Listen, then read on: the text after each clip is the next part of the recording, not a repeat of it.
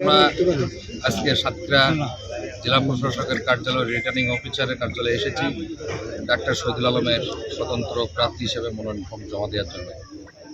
আপনারা সকলেই জানেন ডাক্তার শহীদুল আলম একজন সাতক্ষীরার ব্র্যান্ড। সে শুধু দলের না, আপামর জনগণ সকলের একটি পরিচিত সুপরিচিত নাম ডাক্তার শহীদুল আলম। তাকে প্রাথমিকভাবে যখন মনোনয়ন নাম ঘোষণা করা হয় নাই তখন থেকে আপনারা দেখে এসছেন এবং মিডিয়াও আপনারা ছিলেন সাথে, আপনাদের মাধ্যমে প্রচার হয়েছে যে প্রতিদিন এক টানা 17 দিন আন্দোলন সংগ্রাম করেছে তার মনোনয়নের দাবিতে।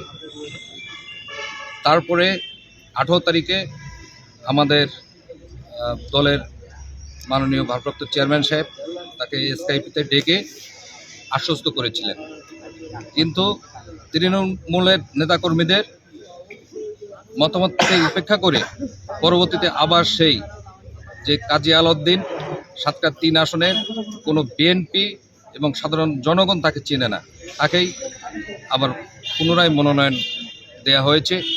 সেই ক্ষেত্রে জনগণের দাবিতে আজকে ডাক্তার শহীদুল আলম সাহেব মনোনয়নপত্র দাখিল করেছেন স্বতন্ত্র প্রার্থী হিসাবে, এবং তাকে যে দেওয়া হয় নাই, যে টোটাল সাতক্ষীরা জেলা বিএনপির যারা তৃণমূল পর্যায়ের নেতাকর্মী আছেন তাদের ভিতরে একটি মিথ্যুক প্রতিক্রিয়া শুরু হয়েছে।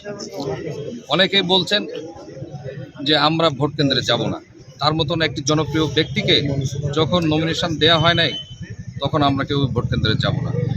তো জনগণের মতামতের ভিত্তিতে, তৃণমূল নেতাকর্মীদের মতামতের ভিত্তিতেই আজকে তিনি স্বতন্ত্র প্রার্থী হতে বাধ্য হয়েছেন। আপনারা জানেন যে কালীগঞ্জ উপজেলায় আমরা বিএনপির 2 জন চেয়ারম্যান আছি। আমি নলতা ইউনিয়ন, আমি মোহাম্মদ আজিজুর রহমান নলতা ইউনিয়ন পরিষদ, এবং মোহাম্মদ জাহাঙ্গীর আলম বিষ্ণুপুর ইউনিয়ন পরিষদ সহ অসংখ্য জনগণ এবং নেতাকর্মী আমাদের পাশে আছে, ডাক্তার শহীদুল আলম সাহেবের পাশে আছে, এবং আমরা বিশ্বাস করি জনগণের ভালোবাসা নিয়ে এবং ম্যাগনেট নিয়ে আমরা স্বতন্ত্র প্রার্থী হিসাবে আমরা বিজয় সুনিশ্চিত করব ইনশাআল্লাহ। সবাইকে ধন্যবাদ।